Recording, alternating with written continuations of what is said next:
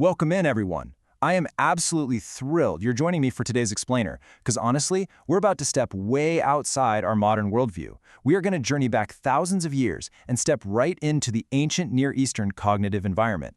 Based on some truly fascinating research into ancient texts, we're going to uncover a hidden, dynamic framework buried right inside some of the most familiar stories in the world. It is a cosmic drama of epic proportions, and it's absolutely going to change how you view the ancient world. So, here's a question for you. What if we've been reading the Old Testament completely backward? It's a bold claim, right? But seriously, to truly grasp these ancient texts, we've got to do some serious unlearning. Modern readers have this habit of projecting our contemporary systematic theology backward onto ancient people. But the ancient Israelites, they didn't think like 21st century Westerners. If we want to understand their universe, we have to prepare ourselves for a massive paradigm shift. Okay, let's dive into this. Act 1. The Ancient Cognitive Gap. You know, when cultural insiders communicate, they rely a lot on unstated assumptions.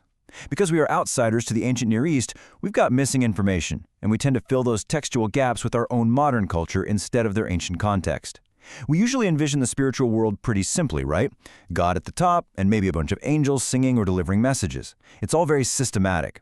But the ancient Israelite cosmology was vastly different. They envisioned a functioning, heavily populated cosmic administration. They believed in a unified cosmos where the seen and unseen realms interlock. To them, the heavens were filled with Yahweh, a divine council, and the host of heaven, all actively participating in the governance of the universe. Act 2. Yahweh's divine council.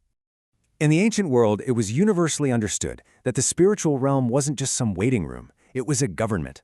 Yahweh operates this divine council, inviting lesser heavenly beings to deliberate, assist in cosmic administration, and carry out his decrees. And what's really interesting about this slide is how understanding this single Hebrew term Elohim completely unlocks the fact that ancient Israelites acknowledged other real spiritual entities. We usually translate this word simply as God, but ancient writers used it to describe Yahweh, the council members, demons, and even spirits of the dead. Why? Because Elohim doesn't mean the one supreme creator. It's a residence term. It basically just means any rational being that's native to the unseen spiritual realm.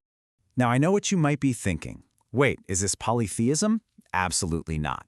Yahweh's incomparable supremacy is literally never in question. He is the singular, uncreated creator. Every other Elohim is a created being. Yahweh has absolute omnipotence, and whatever authority the council members have, it's strictly delegated to them. While surrounding cultures had these huge pantheons with multiple tiers of rival gods, Israel collapsed all of that into a single subordinate tier, with Yahweh reigning supreme as the ultimate judge over all other Elohim.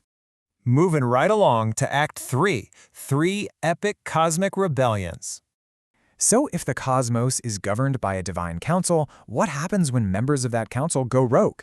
The brokenness of our world doesn't stem from just one isolated mistake in a garden. The boundaries between the human and divine realms were breached not once, not twice, but 3 distinct times. Think of it like a cosmic true crime timeline. It starts in Eden, escalates dramatically in Genesis 6 with entities known as the Watchers, and culminates at the Tower of Babel with the disinheritance of the nations. Let's break these down. Rebellion 1 goes down in Eden. Now, forget the traditional Sunday school image of a talking garden snake.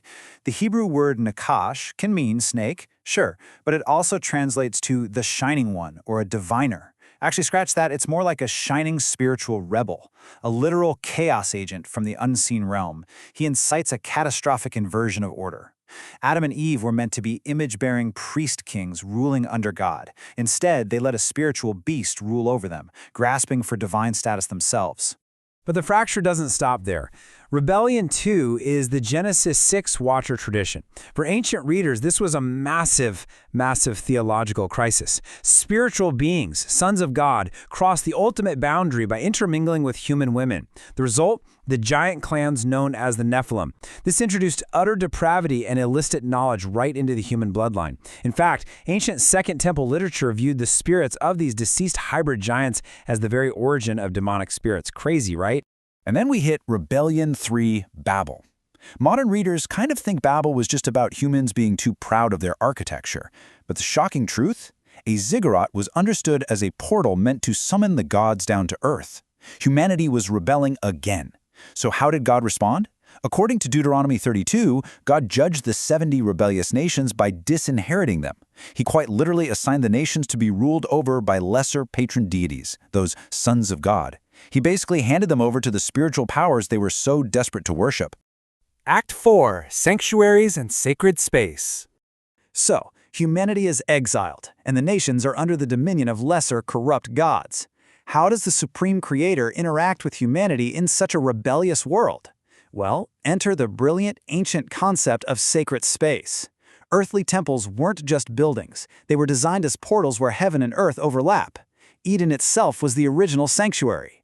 Check out these incredible architectural parallels. Both Eden and the later Israelite tabernacle had eastward entrances. Both were guarded by spiritual beings called cherubim. And at the center of Eden was the tree of life, perfectly mirrored by the golden menorah in the temple. The Israelite sanctuary functioned as a miniature cosmos. It was literally a physical scale model of the universe. The outer court represented the habitable earth. The holy place? That was the visible heavens, the skies and stars. And that deeply hidden Holy of Holies? That was God's invisible heavenly realm. The Ark of the Covenant wasn't just a fancy golden box, it was considered the actual footstool of God's invisible throne. This sacred space projected Yahweh's royal rule out into a dark, rebellious world. Let's move to and see how this builds. Act 5. Reclaiming the disinherited nations. The nations have been given over to lesser gods, and humanity is exiled. But Yahweh is absolutely not going to cede his creation to a bunch of rogue council members. It is time to take back the cosmos. This is captured perfectly in Psalm 82, which is honestly one of the most explosive texts in the ancient scriptures. God stands in the divine council. Among the gods he passes judgment. You shall die like mortals. Yahweh puts the corrupt patron gods on trial. Because they failed to uphold justice for the weak, the orphan, and the destitute on earth, God strips them of their immortality. Power without justice is illegitimate, and Yahweh declares their eventual doom. But that leaves a really critical, lingering question on the table. If God disinherited the 70 nations at Babel and gave them over to these corrupt spiritual beings, how are the nations ever going to be saved? How does humanity get back into the household of God? Well, here is the ultimate countermove, the grand narrative bow that ties the entire Old Testament together. Step 1, God disinherits the rebellious nations at Babel. But immediately, like in the very next chapter of Genesis, step 2 happens. God calls Abraham. He pulls one man out of the nations to forge a brand new, unique nation, Israel, that belongs directly to him. Why? Step 3, Israel is established as the conduit, the beachhead, to eventually win back and reclaim all the disinherited Gentile nations. It's a genius plan. And how will this reclamation be finalized? Through the messianic co-regent. This entire ancient framework eagerly anticipates a divine warrior king, a royal son. This figure is destined to finally resolve the failures of human rulers, decisively defeat the rebellion of the heavenly powers, and inherit all the nations, bringing everything full circle and restoring that original vision of Eden where heaven and earth are perfectly united. So when you look through this ancient lens, this seemingly messy, disconnected history of humanity becomes a tightly unified, thrilling story of cosmic reclamation. We're not just watching human politics, we're witnessing a supernatural war for the very fate of creation. It really makes you wonder, as you go back and reread these ancient texts, what else is hiding in the unseen realm? Thank you so much for joining me for this explainer. Keep questioning, keep on learning, and I'll catch you next time.